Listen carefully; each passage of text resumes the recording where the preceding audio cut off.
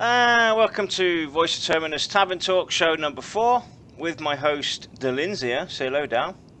Hey, what's going on? And Kodiak. Say hello, Kodiak. Good afternoon. Lexa won't be with us today, so we're going to top it off. Start with our topics: VR and Pantheon latest news, pledge changes, forum hot topic, Pantheon AI, latest screenshots, and to top it off for the show, Voice of Terminus news. So, Dal, do you want to go and kick in with the latest news from VR and Pantheon? All right, let's go ahead and let's rock this thing. First off, it was asked in Pantheon over the weekend. In a world filled with dangers and surprises, you need to pick your fights carefully. So, a world full of surprises and dangers. Okay, and the other question was asked: have you hugged your cleric lately? Yarnella, have you been hugged lately? I responded with, I am my cleric, so hugging all the time. Oh, so he's hugging all the time. So there you have it. He's hugging all the time. Lexor replied, never. He never hugs his cleric. Thomas Bell said, hug me, I've got super duper heals. Video Game Bikin said, that's cool and all, but I'm still playing the shaman. Patrick said, well, I'd hug a gnome paladin if they kept me upright through a fight. And Ponk12345 says, yep, but I hope the other healers heal just as well, so there are multiple choices for roles. The EQ is too cleric driven. And Jason said, seems interesting, but I am a shaman for this life and all of them to follow. And Milsolina said, married mine. And Nick Shavenko says, I have now. And Inandan says, not yet so. So those are the cleric huggers out there. All right, so for you cleric huggers. And then they also asked the question, if you could pick one buff to implement in Pantheon, what would it be and why? And Krugen said, please no so low, for whatever reason. And Pantheon MMO said Lich, because every buff should have a downside. Jules said, Spirit of the Wolf, any level can use it, almost never unwanted, and it's nostalgic. And Weebo Sheepkak, or whatever that name is, we'll just say Weebo. Life steal buff, heal over time, percentage of damage dealt. It's just good. And Raz said, you can't touch this. Buff magical shield that only works while wearing hammer pants with hammer weapon. Eamon Fairfield said, I always liked Mark of the Wild from classic World of Warcraft. Hello, this is Pantheon, bruh. And Massac says, clarity. It's slow burn haste for casters. Plus, community buffs make more socialization. So I guess some people like that mixing and matching of spells. And then Michael Sedano says, Avatar Shaman buff was the shit for tanks in EQ Online Adventures. And Streak says, a purple club buff. It would allow a 1 to 2 second window for death for a heal to land and bring you back. Cool. So that, ladies and gentlemen, is the recent Pantheon news. So to you two guys, what buff, if you could choose one, would you bring into Pantheon? One or a couple? There's One buff, dude. You get one buff. We're not bending the rules for you. Well, then KEI. Okay. KEI. Well, explain that buff outside to the audience as well. It's a mana regen buff. Okay. So. Yeah. Okay. It helps all caster classes. So cool. You down? What would you bring in? Me, I really haven't thought a whole lot about it, but somebody's targeting me in chat, so figure that one out for me real quick. While I think of this buff. I love to see Call of Hero brought back, and that's not really a buff, but it's a spell I like. But a buff-wise, yeah, I'd like to see some damage shields. Some sort of damage shield buff. I like those. You know, damage the opponent as they come at you. There really wasn't a whole lot of damage shields. I mean, I think the druids had them. The mage would have one, but it would only last you a good 10 or 15 minutes before it, fizzled out. So, yeah, I'd like to see some damage shield buffs for a group. Okay. So. All right, so let's go and move on to the pledge changes. As you guys all know, as of the 12th, the $100 Knights pledge and $150 Patrons pledge was removed, or was going to be removed, and be replaced with similar pledges. So I'm going to go and bring that up right now onto the screen. Oh, there we go. So we have, for the $50 starting entry, the Watchers pledge, which gives you unlimited support access, basically access to the forums on a supporter level. 1 digital copy of the game, early name reservation, game title Pantheon Explorer, and that's basically your $50 entry pledge. Then they've changed the $100 pledge and now called that the Keeper's Pledge, which has the same as the Watcher's Pledge, but instead of 1 digital copy of the game, you get 2. You get beta access towards that as well, early name reservation, additional character slot, and then a stack of minor illusion flasks, explorer's backpack, tunic of the ages, keepsake, vanity pet. And then they've brought out the Protector's Pledge for $150, which gives you the same as the Keeper's Pledge with the additional Ring of the Fallen and 5 items renaming vouchers. So that's the new pledge packages. As you can see, they've removed the alpha access, so there's no more alpha access in the lower tier pledges available. So if you want to get into alpha still, you can, but you would have to go and champion on, and that starts at $250. So Woo! there you have it, guys. That's the new pledge packages. Awesome. Cool. And Necro, I'm sorry if I offended you, brother, but I had to make fun of World of Warcraft a little bit. Ha. And now moving on to our forum hot topic. Do you want to go and link that into TeamSpeak Twitch real quick, Kodiak? So our very own Auxilian posted a question towards Pantheon about Pantheon and AI. And it starts off, "Hi everyone, as I was deleting my EQN related stuff, I stumbled over an article by Dave Jordison on AI development and how it related to EQN. There's also a link there for you guys to read on that. I was not sure how Pantheon was going about the actual dynamics of the questing or using the game engine, but I thought it would be good to ask. EQN had some lofty ideas, but they were good ones for the most part. My question is for the devs on the topic of AI, is Pantheon going to use one or a variant of one? I would think you could still go with an old school theme with a state-of-the-art software core. Just curious what the devs' point of view on this is." So Brad actually chimed in. "It's too early to get into specifics, but in general Pantheon uses a hybrid data-driven scripting system. Basic AI for most mobs is data-driven, which means their race, class, sometimes faction, etc. will define their basic behavior. But then specific mobs will go further and have dispositions and other advanced AI, which we will often use a scripting system to implement." So starting off right there, basically, you can see that these guys have definitely put a lot of thought into how they're going to be scripting NPCs, and they can actually have their race, class, and faction be interfered with depending on how they set them up.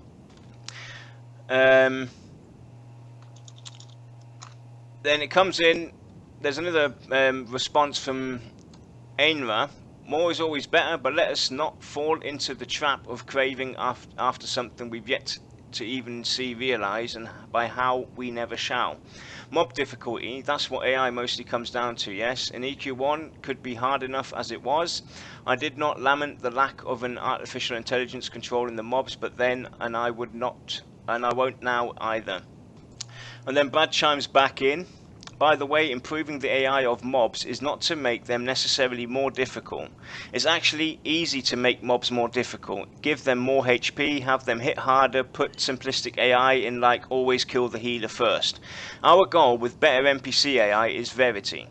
Having key mobs with different strategies, behaviors, and dispositions. If there is added difficulty, it would be that you will need to learn different strategy and tactics to use on different key mobs."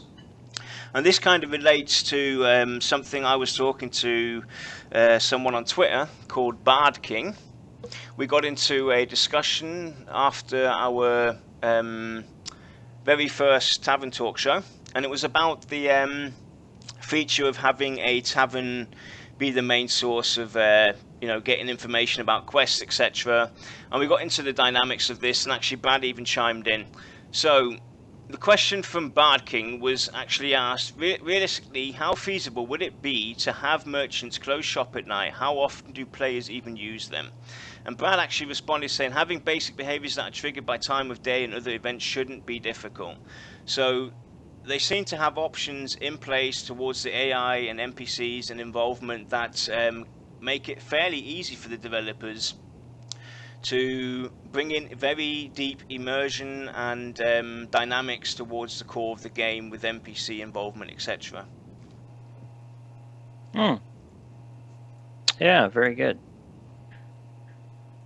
Very good indeedy. Yep. So, let me just quickly finish this off down. Alrighty. Jimothy replies, I would like to see the NPC dispositions randomized at each spawn. Also interesting. I think we've actually talked about this on one of our speculation shows about different randomization points and everything. Say you're at camp with 2 orc pawns, 1 orc guard and 1 orc shaman. On your first pull, the 2 pawns may be cravens, but the guard a bully and the shaman an opportunist. But on your next pull, one of these pawns is now a bully, the other still a craven, the guard is a craven now too, and the shaman is now an alarmist. This would give every pull a different feel, even when camping the same spot for extended periods of time. And I think we're all in agreement there. We've actually talked about this idea on and off our shows about having random situations on, let's say, an orc camp outside of Avendir's Pass. Doesn't necessarily have to be just an orc camp. You could go there, we pull it today, or we pull it this morning, and they have a complete different setup on their behavior pattern than they would an hour later when we pass there. And Brad actually replied to that, to Jimothy's post, saying, I like where you're going with this, but we do need to be careful to not go too far. If a camp or encounter is too random and unpredictable, then players cannot learn through trial and error how to defeat said encounter. Balancing a more dynamic world so that it's more interesting but not chaos and unlearnable is one of our challenges, but we are suckers. We are suckers for challenges. So what's your take, guys, on the Pantheon and its AI? I like the way this topic opened up, and the thought process, the ideas behind Brad's visions, what they would like to do, and what they are obviously capable of doing. Well, let me see. I like the idea of, let's just say you did schwack some orcs at a camp, right? And you completed a quest. Let's say it's quest-based. So you go complete this quest. You found this random dude in one of the bars, rumored that the orcs have set up outside, throw him fast. So you go in, you wipe out the camp. You wipe out this camp. Now it's despawned for, say, maybe an hour, 2 hours. But then it respawns somewhere else in the zone. It's the same name there, same, kind of, dudes. But now they've moved their camp. They were kind of forced to move their camp back a little bit, but in a different spot and location. I could see it to where they maybe be able to move the camp maybe 3 times throughout the zone. Then it makes it a little bit different, because then players aren't always going to the same spot to find it. The camp is now located over by this mountain. So now you got the camp by the mountain. So now you can go do the orc camp, and kill these dudes off. But it's part of a quest. Because you also want some other camps out there that are static, that are always there for people to engage and just run into in their adventure. But you can make the one kind of dynamic and maybe spawn in 3 separate spots. So you don't know exactly where it's going to be all the time, but you know where it can be. So say one day I fought it over here by the castle, and then 2 days later we go back to help somebody else. Now it's over in the mountain valley. And then the next day or a week later, guess what? We find it over here next to the wooded forest. So now it's moved 3 times, but then it goes back to its normal position where you first found it as the player. That way people can actually learn it. Because like Brad says, you don't want it too chaotic, because then people can't remember the locations. If you get too many locations. But 3, I think, would be plenty. People can remember 3 different spots that it could actually spawn at. So I kind of like that situation, and that'd be good. But that'd be more of a quest-based one, because like I said, you want to keep some camps out there that are static, so people can go have fun and engage those mobs and level up and get experience. Okay. So, Cody, what about you? How do you view this all? I like that idea. I think especially at the lower levels, it should stay really static, just so that people can get familiar and learn their class and learn where things are and how things operate or whatever. But then, as you start getting into your 20s and 30s, then start having the game AI, change stuff around on us. I mean, I think that's just part of the evolution of the game. Yeah. It makes for an interesting experience as well. because you know, it's always been one of the biggest game tenants for VR is to have people want to go and revisit the lower levels, etc.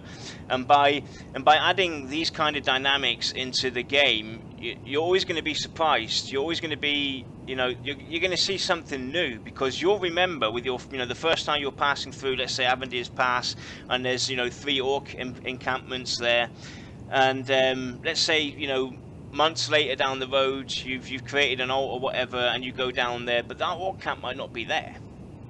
This time it could be trolls or something like that, or they've actually completely moved on, kind of thing. So it's always going to be something that's always going to be on the lookout, kind of, and always be, you know, hang on, didn't there used to be an orc camp here? What happened? Yeah, so. But the interesting thing about all of this, though, what appeals to me is by the sounds of the interactions with Brad's posts, it seems to be stuff they're really thinking about and giving a lot of thought to.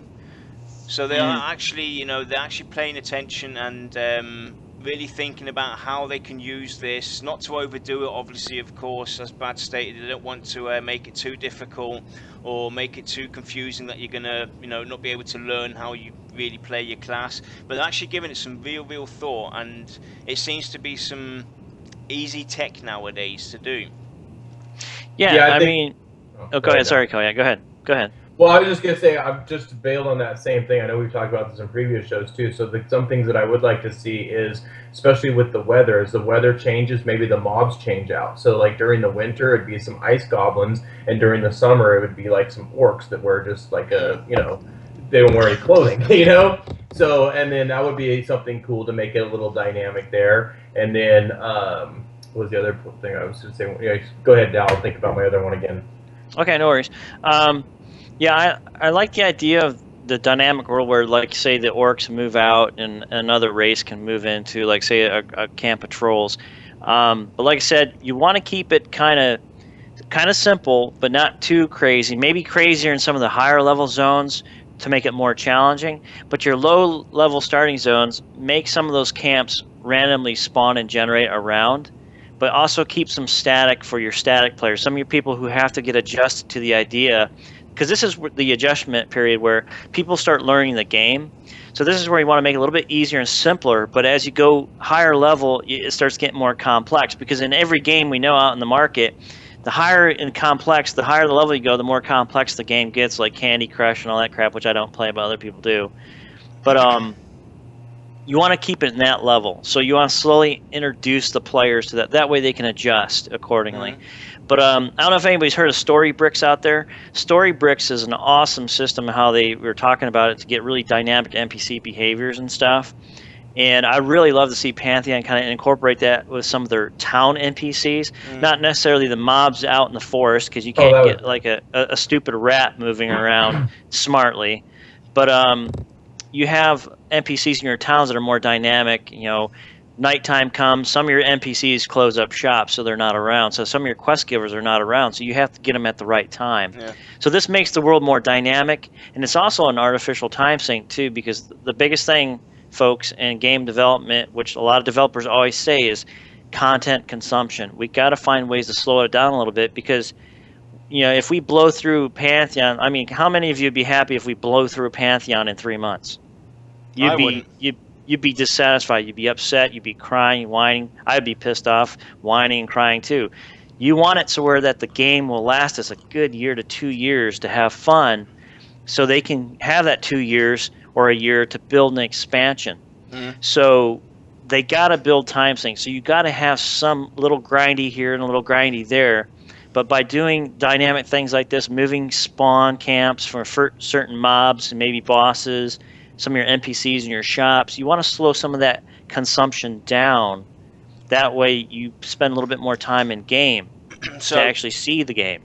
Cool. So I'm going to carry on with this, because there are some actually interesting thoughts and ideas. And one idea was brought in by Suntro. what if you guys implemented a machine learning capacity for mobs of camps and special zone, where mobs with randomized initial spawn and or patrol parameters could slowly learn which parameter increased their fitness or survivability, and allowed their mob to slowly begin weighing the probability distribution of each randomized parameters. Very hard understanding text there, but he's got an example here. Here's a simple example. 3 mobs spawn near a hut. Each hut bond mob, namely mob 1, mob 2, mob 3 have parameters. Perimeters. Yeah, perimeters. 1i, di, and pi, where I is the xy spawn location. D is the average distance between other mobs in the hut, and p is the path length of the randomized walk, and I equals 1 to 3 corresponds to each mob. Each parameter could have bonds so that the integrity of the camp could be preserved if the devs so desire. Now let's say players start camping this hut. After this first spawn, each mob I randomizes their spawn parameters and populates the hut. Let each mob I have a parameter I, ti, which records their lifetime in seconds, and another parameter tg equals t1 plus t2 plus t3 is the total lifetime of a group. This is kind of getting technical, but to get the general idea, total lifetime of the group. As the camp gets killed and killed and killed by players, the mobs begin to learn that when di is minimized, which means the average distance between each mob is small, tg, the total lifetime of the group, increases. As such, the probability that mobs spawn closer to one another increases slightly, and the hut begins to densify over time as the mobs adjust their spawn parameters. So basically, to get the gist of this, because it is kind of getting technical, the way I understand this is basically to have a learning AI system in the background running for the NPCs that, let's say for instance, now we go into this hut, we beat them down, and it took us, 30 seconds. We do it again, it took us another 30 seconds. We do it again, it took another 30 seconds. These mobs will actually learn through their mistakes, because it took us 30 seconds to bash them down. They would the next time they would spawn, it would take us longer to beat them down, because they'd be more closer. They'd be standing at different positions, etc. So that's kind of the idea behind it. What do you think about something like that? Having the AI be able to learn. Well, this is the problem that I see with that, because it talks about okay, so if I'm there and I'm grinding these mobs for an hour or whatever my group is, right? My group leaves and another group comes in that's maybe placed completely different or whatever, then they're not gonna be able to handle the mobs. Maybe their group structure is different than ours. AFK sec. You know what I'm saying? Yeah. I mean, I don't know. Yeah, it's an interesting thought behind it for sure, but that's one of the that's one of the things I think that Brad touched on, is basically the balancing, because that would kind of interfere with the whole balancing aspect and us learning our characters. Because how would that work technically towards other groups that come into that area? Would it reset, etc.? Would you have a reset timer? Would this learning AI be able to recognize that it's a completely different group in this camp right now, etc.? So it's an interesting thought process for sure, but that would be very difficult, I think, to balance out. Yeah, because if the group of orcs keeps increasing and increasing and increasing, because we're just killing them so fast, right? And then we leave, another group comes in, and now instead of being 30, there's 70 orcs there. They can't even pull and even get started, because the camp is just so overran with orcs that it would, somebody would have to come and zerg it down to 0 and start from fresh. Mm. How do you see it, Dan? A learning AI behind it all. The problem with this learning AI and stuff, it gets too complex, and next thing you know, some machines out there that people own can't actually sit here and process all the algorithms without bogging it down. And the next thing you know, the players aren't having fun because their machine's being bogged down to try to generate and do mathematical calculations of 40 to 80 mobs spawned in on one single camp. The problem is that AI ain't stupid. The problem is how developers implement AI to make it look intelligent or seem intelligent. There's ways you can script AI to where, say you attack this one orc, say you get the warrior to pull this one orc in the corner. you can actually chain some of these orcs together using a scripting system where you hit the certain amount of hit points on, say, those 2 orcs. You just pull the main orc, his buddies come out to help him. So now you got 3. And so you beat down the one guy, you beat the other guy halfway down. All of a sudden, that triggers a script in another 2 more orcs over here in the camp that can actually run over and assist.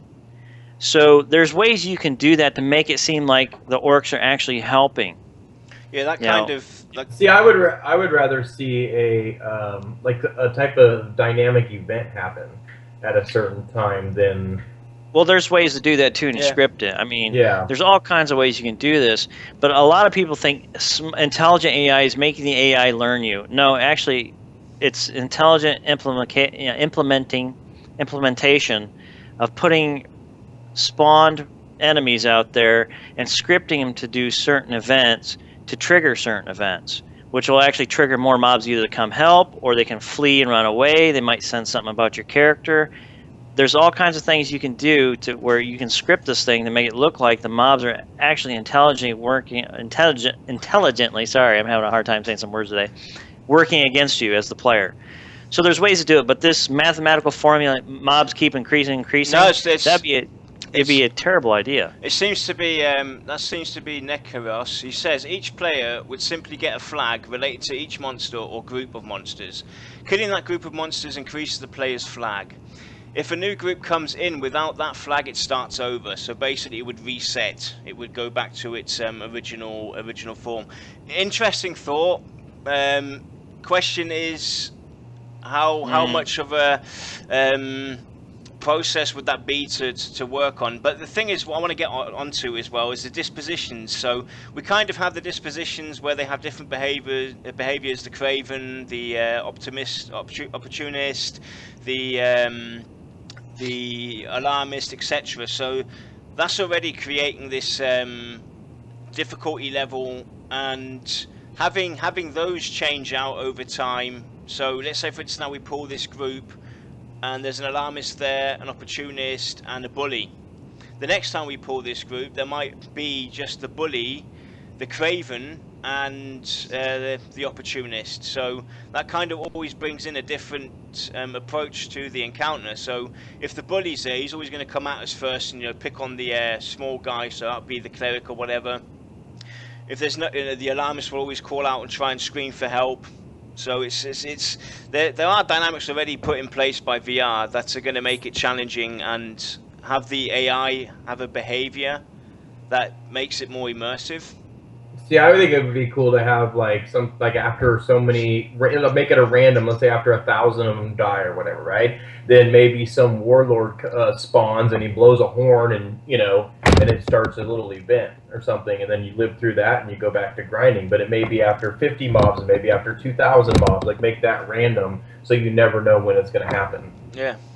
Yeah, I mean, there's ways you can script that. I mean, they did that in EverQuest with the was it the giant thing? That quest there at the giant fort in Eastern Waste.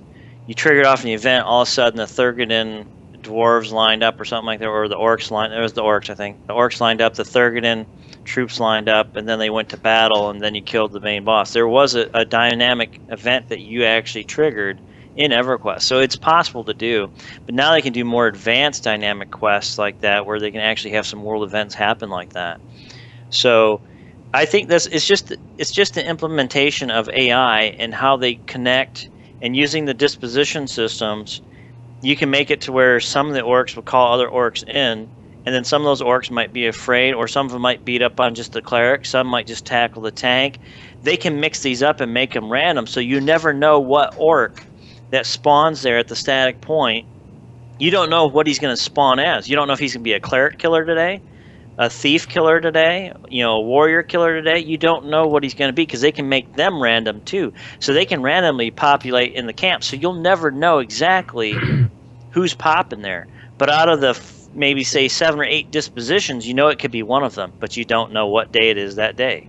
And also make the name spawn randomly, because I'm like in EQ1, you could just farm a name. You could literally stand right by the stand, and every 22 minutes that name would spawn or whatever, So make it spawn randomly throughout the camp, so nobody can sit there and farm it.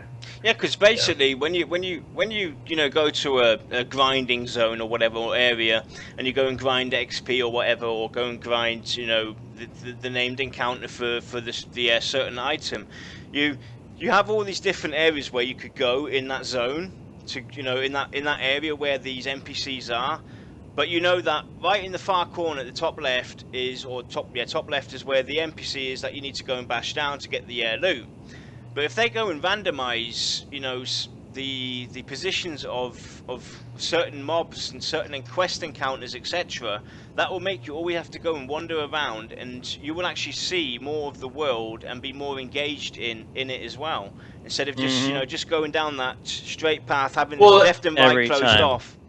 And it's just like what Dow said. Let's say you had three orc camps, right? Well, that named orc might spawn in any random one of those three, which prevents one group from farming that one name. Yep. Exactly. So it kind of breaks it up for everybody. So I mean you could have it this way too. Look at it this way. You could have these orc camps, all right, spread throughout. You got your statics, and then you got your mobile one that moves around, or three that move around. But at the same time, you can also possibly have that at each one of those camps, the boss could randomly pop at one of those camps too. So now these groups who are camping might end up popping the boss and don't realize it. So the boss doesn't always spawn at this camp either. But let's make it so that boss might take a couple hours before he pops randomly at one of those camps. But at least he'll pop at one of them. So those players know they might have a chance of getting the boss instead of, okay, well, that camp particular only has this boss. So you got 40 people, 70 people, 100 people waiting for this one camp. Now you got the boss where he can randomly generate throughout those camps, so everybody still can have fun and have the chance to pop the boss. Yeah. See, that makes it more interesting, more dynamic too. That way there's not always just one camp being killed in the game. But getting back onto the idea of having NPCs learn, to some point I can kind of get on board with that, but to some point I can't. Once you've studied, you've gone through a dungeon X amount of times, or you've encountered a raid mob X amount of times, and you finally beat him down, etc. It kind of gets boring. But with the possibility of having a learning process for the NPCs as well, kind of puts a twist onto the whole encounter as a group or as a raid, because we might go into this raid zone, we know how this dude is, or into this dungeon, we know how the encounter goes, but if he can actually learn and adapt, but the question is, how could you link this to the individual groups of people that go in there? Because that's what it would come down to. That's why I see the big problem. Because I would support definitely having the NPCs be learn as well as we go through. So each time it's going to be something different for me going through this dungeon or going through this zone, etc. That's the one part I definitely do support, because that makes it more engaging for me and challenging, and makes me push my limits, etc. But how would you be able to do that on a general scale where it would work for everybody? That's where I see the downside of something like that. I would like to see, like, when you're in a boss fight or something, or a raid or whatever, that you have random scripts, right? So let's say if every 25% the boss does something, well, he has a chance of doing one of 4 different things, but you don't know which one's going to happen. So you have to pretty much prepare. You have to stay on your toes, because you keep killing that same mob over and over and over. It gets freaking boring. Like, I want to change it up, Yeah, kind of going. I'm trying to make sure I got this right. So what you're saying, is if you go through a dungeon, you don't want it to be the same thing all the time. Yeah, after going through it, let's say 20, 30, 40 times, and we got the gist of it, it kind of gets boring, right? Because you know exactly what to do. You rush through the dungeon, and I've seen it happen in multiple MMOs where you come back to a game, or you haven't played for a long time, or you're new to the game, and you start enjoying the first group for your first encounter in a dungeon. That group of people that you're going with, they rush through it. There's hardly any communication. You don't get to know what's going on, etc. You can't really study the dungeon, and they just rush through it, and after 5 minutes you're done, and you're like, What the hell Oh, happened? that's today's MMOs. If you were to go back to classic EverQuest, you didn't rush through the dungeon. I'll tell you that right now. You would actually end up getting so many damn mobs that would mob on you and kill you all dead in an instant heartbeat. There's none of this hack and slash, active, awesome, cool action combat based dungeon MMO crap that they got now, where you can just rush through it within like 30 minutes. The way it is, the way I look at it, okay, and I base a lot of my ideas off of EverQuest because that was a very challenging game, and as a level 50, you couldn't run through the end of Sibelius. I can tell you that right now. Sibelius was a level 50 zone. There's no way you could start with a group of players and run through that zone because, believe it or not, the mobs that engaged your group could actually, two of them could actually kill down somebody within like maybe 5-10 seconds. They'd beat you down, you'd be done. But Your history. What I kind of see with this tech, where I see an advantage though, definitely, because to get back onto my general idea down, is now in most games, and I think even in EverQuest as well, there's a certain script you go by for an encounter. Once you got that, you got that down to the gist, the mechanics behind it, you go and do this mob. But having a learning process behind there also can actually, it doesn't have to necessarily be a learning process for the NPC itself, but let's say for instance now we go in with an unoptimized group into a dungeon. We haven't got the actual optimized layout, but the script is set up for max DPS because that's how it's been programmed. With a learning process, etc., we could also, the NPC could also learn to behave differently depending on what kind of group setup you have. So it gives you options to, you don't have to take the tank, this, that, and the other and go into the dungeon and do the encounter that certain way. You could actually, instead of taking the route of going max DPS, you would have to strategize, etc. So that's where that also comes into play, where I think it would be useful. Okay, well here's how I can answer that one for you and kind of lay it out there how I see it. Like old Sibelius, I'll take old Sibelius. A lot of EverQuest players know Sibelius. At level 50, you can run through like today's MMOs where you can just bash through and clear mobs. Now, take the static mobs that EverQuest had, you still could die. Okay, because the new thing they brought in was the frog locks. The frog lock knights would start hopping off at a certain amount of hit points. They start hopping off. And then what they could do is they could actually aggro more frog locks in the back of the zone and bring them forward to you and start schwacking the crap out of you in your group. Your group could get overwhelmed. If you didn't have some sort of crowd control or somebody who could root some of these mobs, they could get very dangerous and bring in 7 or 8 more mobs on you and kick your butts. So now, take the disposition system. EverQuest didn't have a disposition system. It actually had mobs where you beat them down to a certain amount of hit points, they started wandering off, and that would cause you to chase after and aggro more mobs. So that puts you in a pickle situation. But now you take the disposition system in this dungeon. You make each NPC or static spawns or wandering spawns or roaming spawns, now you give them a randomly generated disposition, which could be kill the thief, kill the cleric, go after this, go after that. I'm a socializer, so I have to go grab 5 more people in the zone. So now, these scripting, you never know it's going to be the same. It's always going to be different because the day you're there, it's one way. But when those guys pop behind you, when these guys pop behind you, because they're going to respawn behind you while the other public players are coming through the dungeon. I'm talking about more of the reasoning towards mob named encounters, giving them different behaviors as well. I'll get to that. I'll get to that. So all these other mobs throughout the zone are spawning these dispositions randomly every time. So the dungeon's not always going to run the same because you don't know that those 2 guards in the front that you killed yesterday, they were going after your cleric. Today, they might be running off and grabbing a couple more mobs in the back to bring them forward. So it completely changed up your whole entire tactical situation now. So now you're going to adjust to that quickly. So that's what will make those encounters interesting.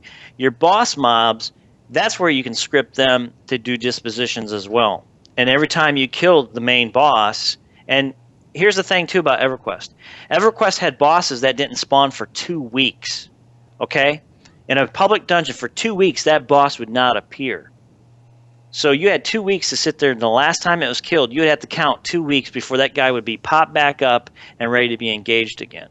So that makes it a little bit interesting. We don't want it on a timer. It exactly, may take 2 but weeks, that's what it may take 3 days.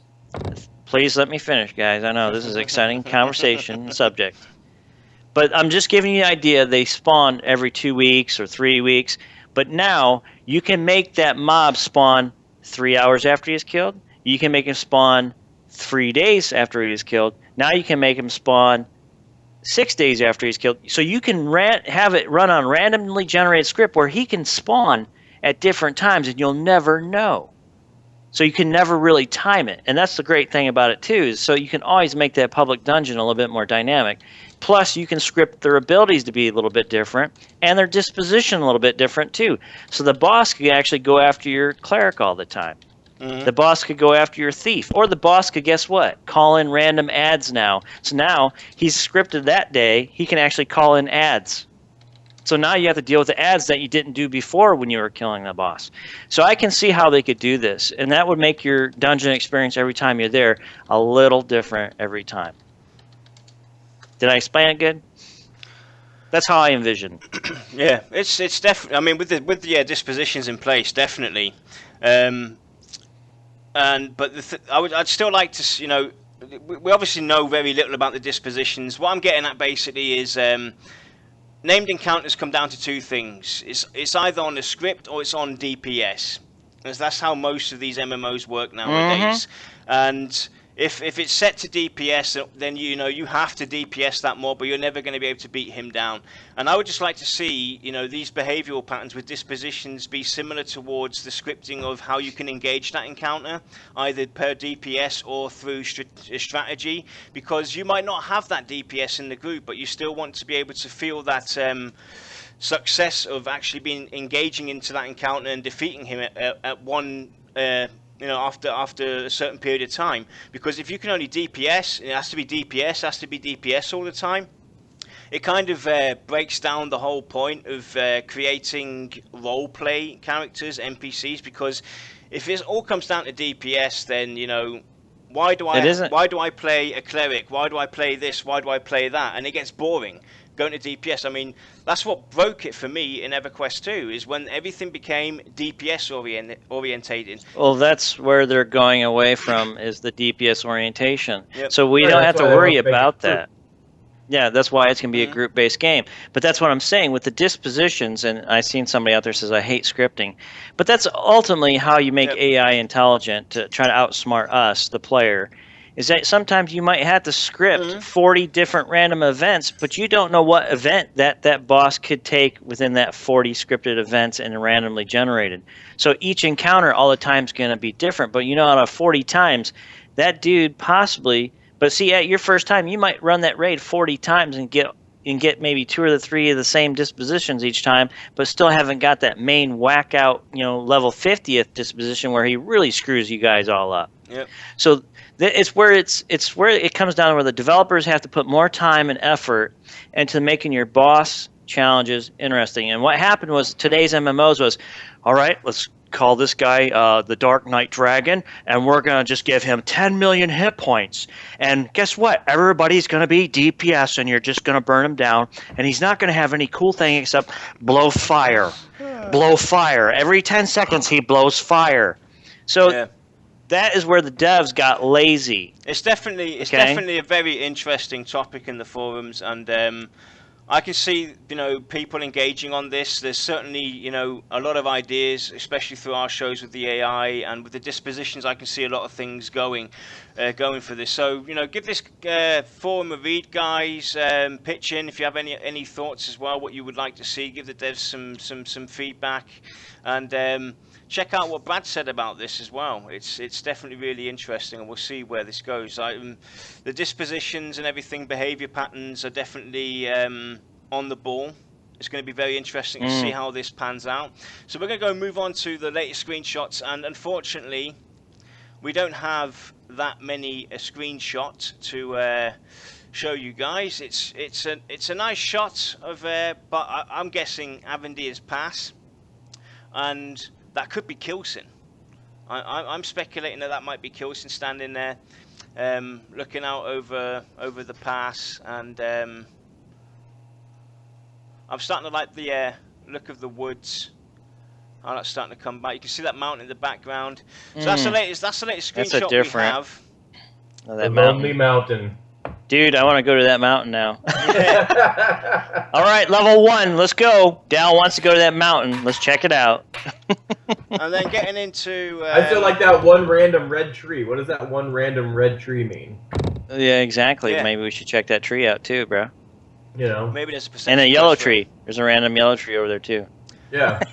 So we're going to go and bring up the VoT news segment, and I'm going to start off with the website update. I'm already logged in, guys. So let me go and quickly log out and log back in and show you guys. Everybody that's signed up, Lexa has done a few fixes. You log in, and at the top here, at the top right, you have your name, and if you click on that, you can now add a game name.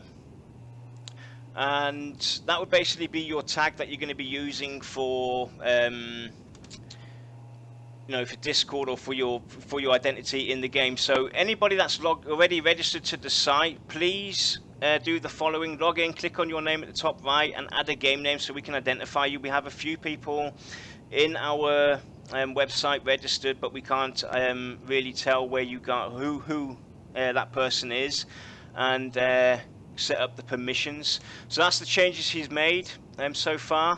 He's still working hard on the actual user back end, where you have other opportunities where your character, your race, etc. will be put into that, and also have alts and everything connected to it, and opens up possibilities to write news articles, etc, etc, etc.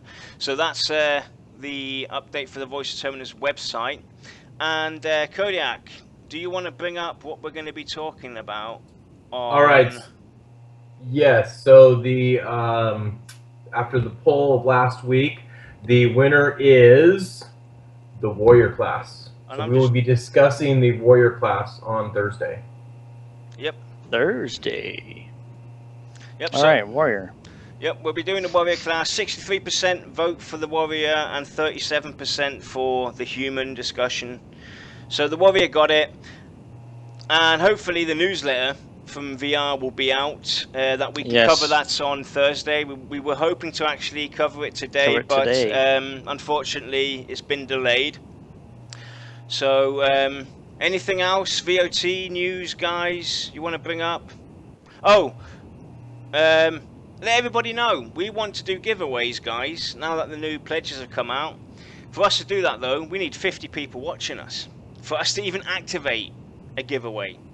Yeah. So tell your friends, tell your family to tune in, to watch the show, and as soon as we do hit 50 viewers, we will do a giveaway for a Watcher's Pledge, I think is what the $50 one is called. A Watcher's Pledge. And it won't be as hardcore as we did our very first competition with you guys writing up a story, etc. But it will still be a bit of a challenge. So let everybody know and get people into watching us. And as soon as we hit the 50 viewers, we will activate the competition. Go on, Dan. I was gonna say, it's got to be 50 solid viewers for an hour, okay? Just so you folks know. So they have to sit through 50 people have to sit through an hour's worth of seeing our ugly mugs, okay? And then we'll activate that pledge giveaway. So 50 viewers, folks. You can do it. We know you got friends out there, family, buddies. Bring them on board. Have them watch the show. Maybe they'll find it interesting. Maybe they won't. Who knows? Give it a shot. But I'd like to also announce, too, stay tuned for the next week. Next week, start looking. I will be having some sales events on the VOT store. So be checking out for some of the sale items that will be going on sale. All right, so you might save $5 here, $2 here, $1 here, $2, you know, whatever. Some of you frugal spenders, we have some cool stuff we'll be selling on sale. So be on the lookout next week for that. Okay. Dal's a little behind on the store sales, so, but it's www.votstore.com. And yes, Ox, thank you. They're on their way, and hopefully they'll be here today. So we'll see. Nice. Right, with that, guys, that was Voice of Terminus Tavern Talk with our hot topic, Pantheon, and its AI behind it. So if you have any cool ideas, jump into that forum thread, toss them in there, And also, you know, think about the dispositions and behaviours that are already in place that actually can adjust or add to that before you go in there tossing some idea that completely destroys what Brad's already been doing. Because it's definitely with the dispositions and behaviours, it's already on the right track to bring that immersion and dynamic to the game. Yeah, definitely for sure. And also, if you'd like to come on the show Thursday, please contact us. Let us know. We like to hear your guys' opinions on some of this stuff. So please come on voice, come on cam. We'd like to hear your opinions as well. Especially all the warriors out there. Next week is Warrior. Yeah, next week is Warrior. So yeah, please come on the show. We'll talk and we'll discuss your opinions and etc. So, yeah. Yep. So join us next Tuesday for Tavern Talk.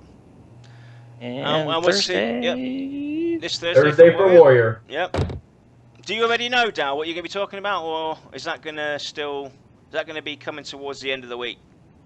Probably towards the end of the week. I haven't decided what we're going to do for next Tuesday. I mean, this last Tuesday was apparently a very interesting topic. The economics really got some people fired up out there, and a lot of people loved it. So I'm trying to find some sort of controversial stuff, you know, really throw it out there and get people's minds churning and boiling. Awesome. So we'll see how we do on that. I just got to find something. Otherwise, it could be just, hi, welcome to Tavern Talk. Yeah, we never know what. I would like, before we wrap this show up, since we did start late, I did want to add a little segment here, but I was a little too late. But I'll go ahead and I'll kind of throw it in here. So we're not closed out just yet, folks. Ha ha ha. Oh, no. Okay, fact sheet. I call this the Pantheon Rise of the Fallen fact sheet. Okay, and I got these facts from watching the first stream. All right, the first official stream. All right, so Thronefast is the human starting city. So remember that. Thronefast is the human starting city. So that is a fact. Aventur's Pass. It will be like East Comlands off of Freeport, is what one of the devs said during the stream. So that gives you an idea. That's what Aventur's Pass will be for the humans. Strength, stamina, agility, dexterity, constitution, wisdom, intelligence, charisma. All these statistics will be used in Pantheon, and they will count. And Helnar is a wolfen game. A Helnar is a wolfen game, so remember that. A Helnar wolf. Inventory weight is a restriction in game. If you paid close attention to the stream, but I know we were all being awed and oohed by just the gameplay. But if you paid attention to some of the screens where they open up, I paused the stream so I could catch some of these little glimpses. The inventory weight restriction is in game. So I saw that I think it was Montessier, John Despero, was playing, and he opened up his inventory, and he had like 5 out of 20 weight he was used already. So inventory weight is a restriction in the game. Gold, silver, and copper looks like it's the in-game currency currently, from what I can tell from the inventory. And Aerodune has lost 40 experience points and has been resurrected by the gods. So just to let you know, he does die, and he lost 40 experience points. So experience points is a losing factor in that game, so remember that. So just some of the fun Pantheon facts that I picked up while watching the stream one day, and I'll continue to do more of those little things and bring them out to you on Tavern Talk. Awesome. Good job, Dal. You're welcome, guys. So with that, guys, we're going to say goodnight. And we will see you Thursday for our speculation show on the Warrior. Drafting. Yep. So say goodnight, everybody. All right. Catch you later. Have fun. Thanks for joining us, guys. Thanks for your support. Appreciate it. Tell your friends. 50 viewers. 50. 1 hour, 50.